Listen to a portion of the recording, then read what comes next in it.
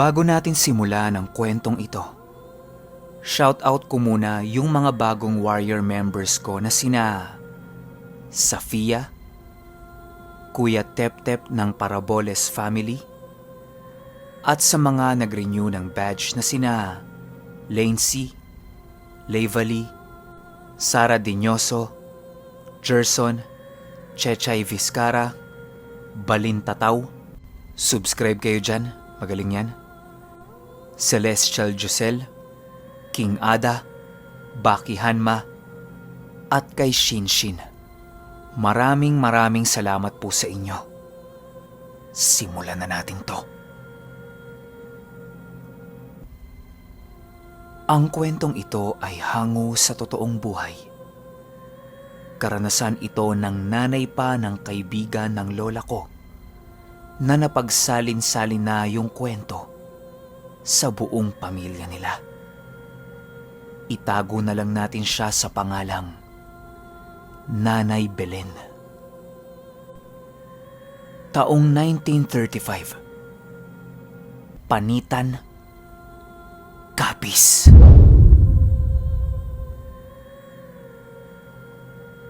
Itong mga panahong ito, nasa edad 14 niyan si Nanay Belen. Siya ang pinakapanganay sa kanilang magkakapatid. 4 lang naman sila nun. Siya din ang kasama ng tatay at nanay niya sa mga gawaing bukid. Yung mga kapatid niya kasi, sa bahay nakatoka. Normal na namumuhay lang silang mag-anak nun. Hanggang sa isang araw, merong pumunta sa bahay nila na tiyahin niya. Kapatid yon ng nanay niya. Ang sabi nito, pinapatawag silang magkakapatid ng kapatid ng nanay nila. Mamamatay na kasi ito.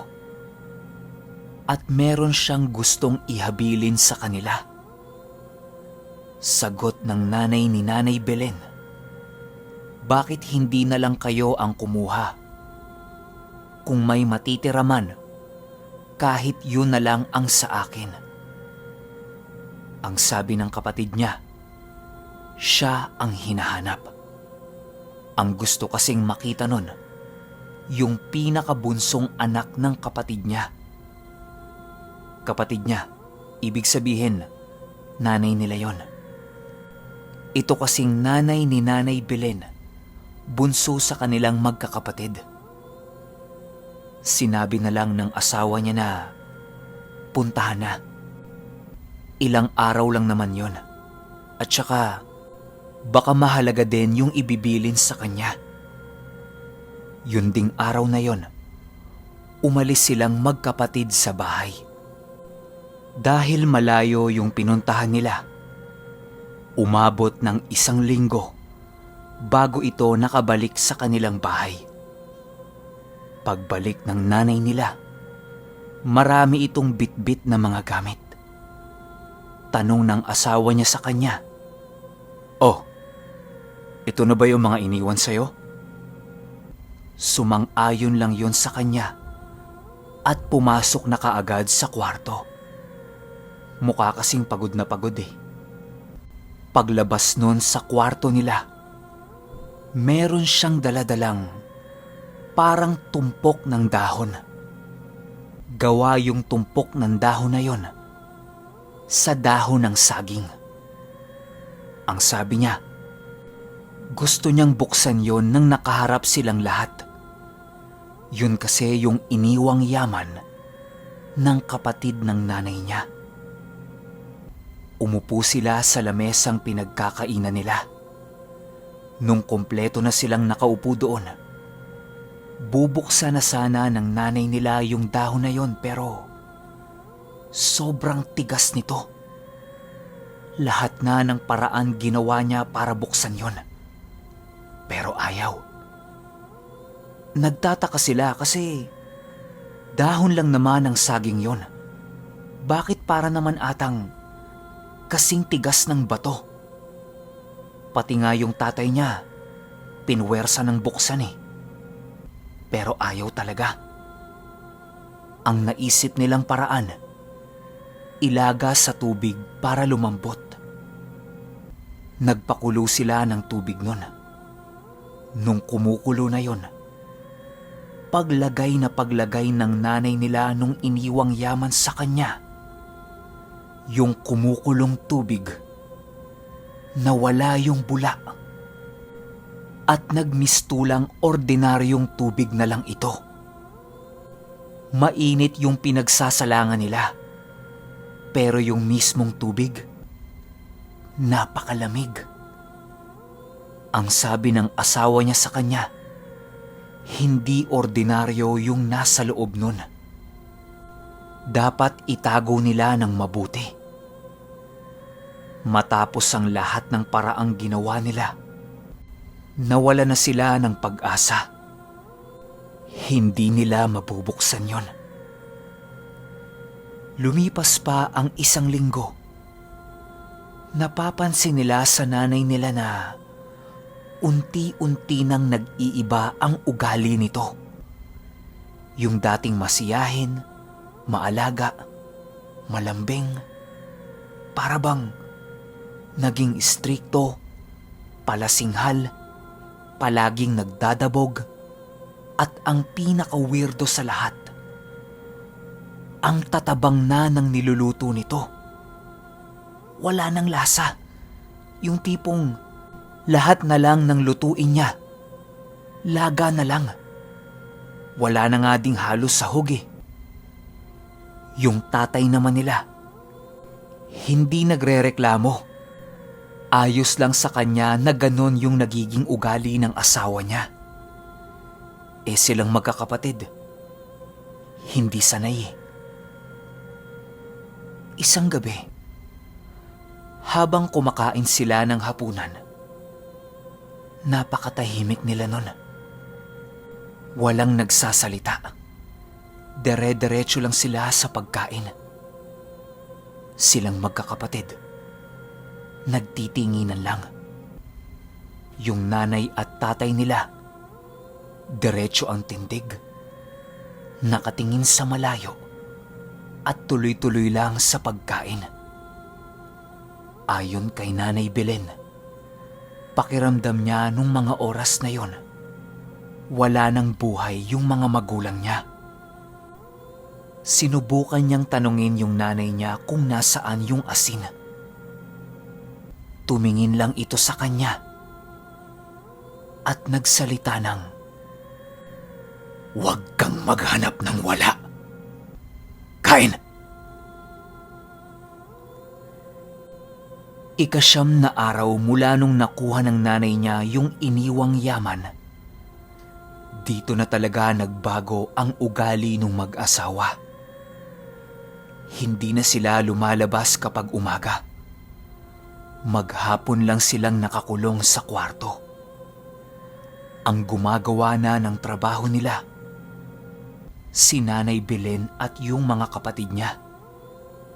Kapag kinakatok nila sa kwarto yun, palaging ang sinasabi, masama ang kanilang pakiramdam.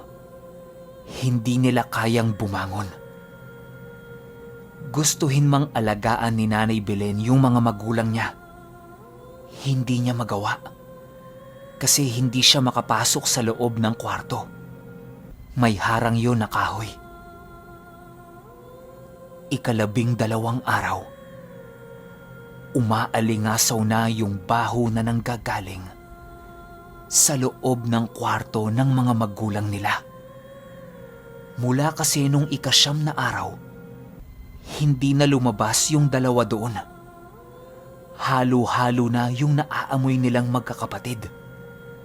Ang malala pa, may kung anong langsa din silang naaamoy na umaalingasaw mula sa ilalim ng kubo nila.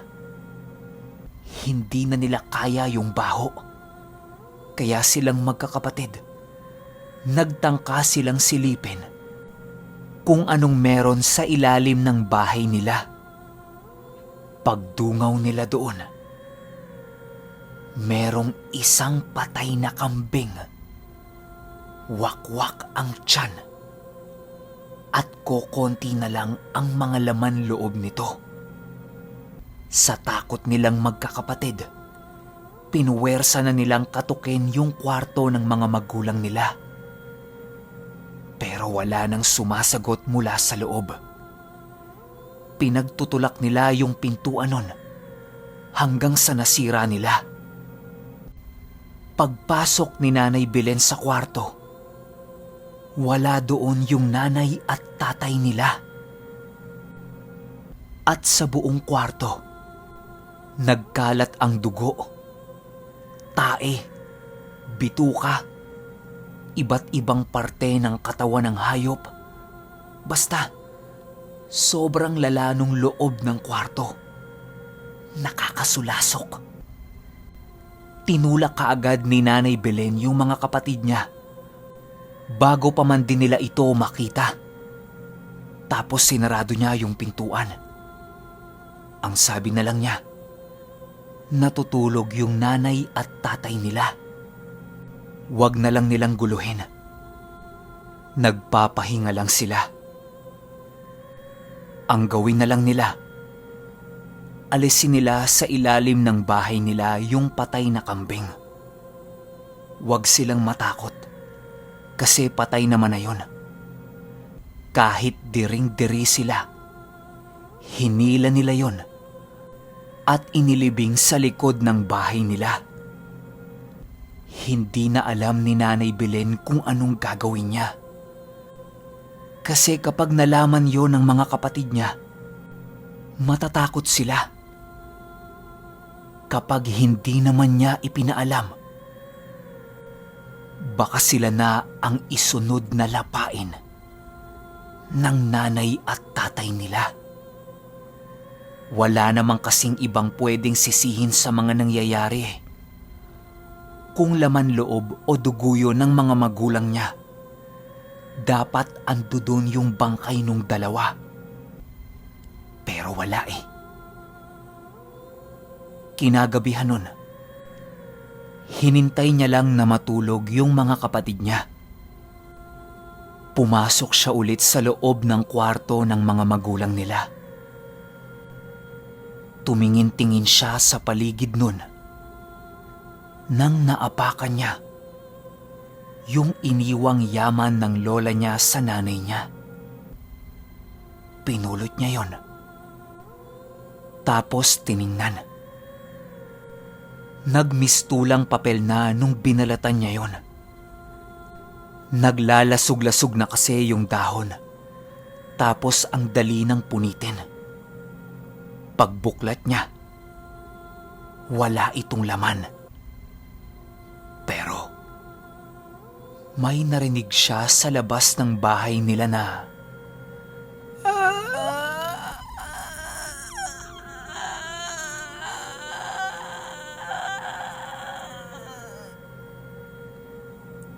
ungol yun na parang may umuunat. Maya-maya pa, sunod-sunod na yung naririnig niya. Parang may nagbubungkal ng lupa.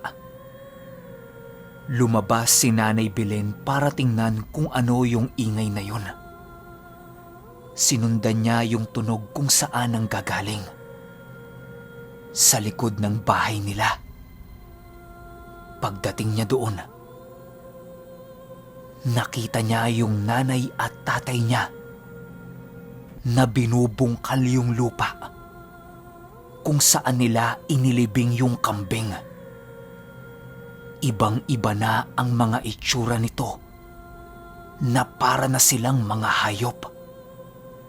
Tapos kahit nasa malayo siya, naaamoy niya yung baho ng dalawa. Nang tumigil sa pagbubungkal ng lupa, yung nanay niya, tumayo ito at lumingon kung nasaan si Nanay Belen. Nagkatitigan sila ng nanay niya. Naglakad ito papalapit sa kanya. Tinitigan siya sa muka at umiyak. Kahit maihi-ihi na sa takot itong si Nanay Belen, hindi niya din mapigilan ang sarili niyang maiyak. Gusto sana niyang yakapin yung nanay niya pero tumakbo na ito kaagad papalayo sa kanya. Yung tatay niyang naghuhukay, sumunod ng takbo kung saan papunta yung nanay niya. Mula nung gabing yon, hindi na nila muli pang nakita ang mga magulang nila. Pinaliwanag ni Nanay Belen sa mga kapatid niya na iniwan na sila ng mga magulang nila. Kailangan nilang maging matatag at kailangan nilang mabuhay sa sarili nila. Dahil mga bata pa, hindi nila kakayanin yon. 4 na araw ang lumipas. Bumalik yung tiyahin niya doon. Kinuwento ni Nanay Belen ang lahat ng nakita niya at naranasan nilang magkakapatid. Sa awa nito, siya ang kumupkop at nag-alaga sa kanilang magkakapatid. Nung nasa bahay na sila nito, gabi-gabing hirap makatulog itong si Nanay Belen. Hindi niya alam kung namamahay lang ba siya. Pero hindi eh. Kahit nung 1 buwan na silang nakatira doon, hirap pa rin siya sa pagtulog. Pinapagod na nga niya yung sarili niya sa umaga eh. Para pagdating sa gabi, bagsak kaagad siya. Pero makatulog man siya, ilang minuto lang. Tapos magigising na naman siya ng 10 oras ng gabi. Hanggang isang gabi, naalimpungata na naman siya. Naisipan niyang tumambay muna sa labas. Baka sakaling antukin siya habang pinagmamasdan yung mga puno. Kakaupo pa lang niya, may naaninag na siyang figura ng tao ang nakatayo sa tapat ng bahay nila. Nakahubot-hubad, mahaba ang buhok, at sobrang haba ng katawan nito na parabang pinagpatong na 2 tao. Nakatitig lang siya doon habang paulit-ulit yon na naglalakad pabalik-balik sa isang puno. Hindi naman nakakaramdam ng takot si Nanay Belen nun. Sanay naman siyang makakita ng kung ano-anong elemento. Pero nung naglakad yon papalapit sa kanya, dito na niya unti-unting naaaninag na mukha yun ng nanay niya. Tumitig yun sa kanya na parang kinukumpirma pa kung siya ba talaga yon. Nung kumpirmado na ito ng nanay niya, bigla itong tumakbo papasok sa gubat habang tuwang-tuwang nagsisisigaw. Matapos yan, naiyak na naman si Nanay Belen. Nalungkot siya. Pero mula nung gabing yon, hindi na niya ulit nakita pa yon. Kahit na gabi-gabi siyang tumatambay sa labas ng bahay ng tiyahin niya, wala na. Yun na talaga yung huli. Ilang taon ang lumipas. Tsaka palang pinaliwanag sa kanya ng tiyahin niya yung nangyari sa mga magulang nila. Pero hindi pa rin siya 100% sigurado dito. Marahil ang naging dahilan ng pagiging aswang nilang mag-asawa ay yung binigay ng kapatid ng nanay nila na iniwang yaman.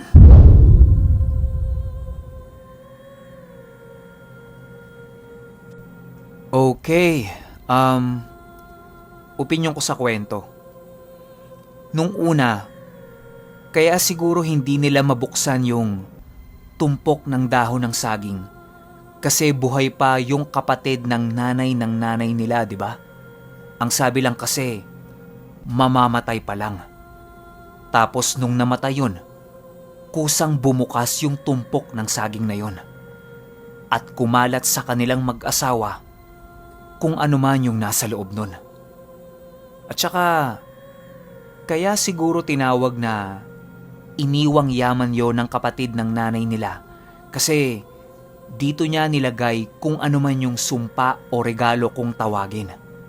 Karamihan kasi sa iba, sumpa yan eh, yung pagiging aswang. Sa iba naman, regalo yan.